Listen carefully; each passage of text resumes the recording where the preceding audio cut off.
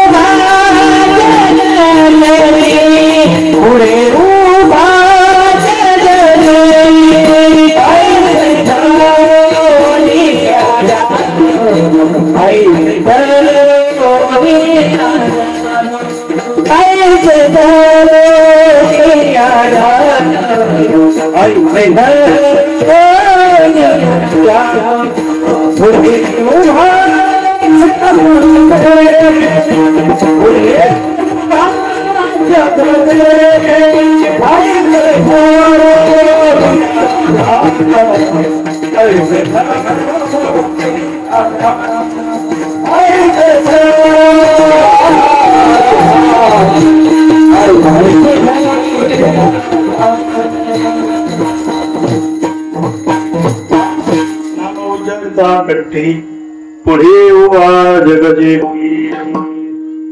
नामाची शक्ती त्या ठिकाणी सांगितली गेली तर नाम आपल्या मुखातून ज्यावेळी येईल तशा प्रकारचं भजन करा हा त्याच्या मागचा आग्रह तर नाम उच्चारताना तुम्ही एकाग्र पाहिजे आणि जर एकाग्रता जर नसेल तर म्हणण्या देव समोर उभा राहिलं एवढं सांगता येणार नाही.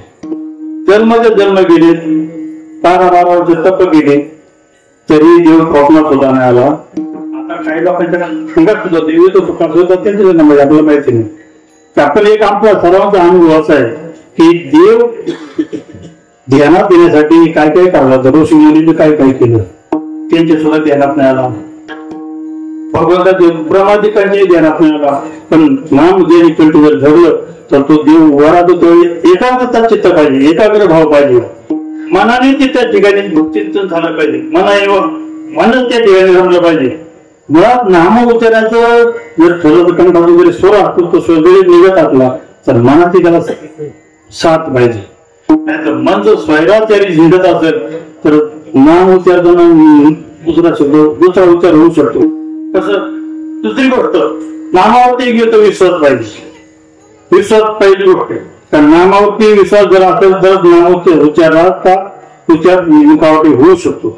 नामावर विश्वास नसेल नामावर जर भाव नसेल तर त्याचा उपयोग होणार नाही. नाथ महाराज सुद्धा सांगतात का तुम्हाला जर देवाचं नावाचं उच्चारायचं असेल त्यामध्ये आवड पण पाहिजे फिलिंग पण पाहिजे भाव पण पाहिजे आणि सर्व मन त्याच्या चरणाशी लिहिलं असलं पाहिजे तर त्या नात्याला तो फायदा होईल. नामोच्चारिता कंठी आणि पुढे वा जगजेटी तेव्हाच पुढे वा जगजेटी किंवा आवडीने हे भावे नाम घे. तुमची काय आवड आहे का आवडीने घेतलं पाहिजे प्रेमाने घेतलं पाहिजे आणि सतत घेतलं पाहिजे. कधी कधी नाही सप्त्यापुरतं नाही. सप्ताह आहे सप्त्यात सांगितलं जातं कीर्तन आहे कीर्तनात सांगितलं जातं प्रवचनात सांगितलं जातं म्हणून नाम जपायचं असं नाही.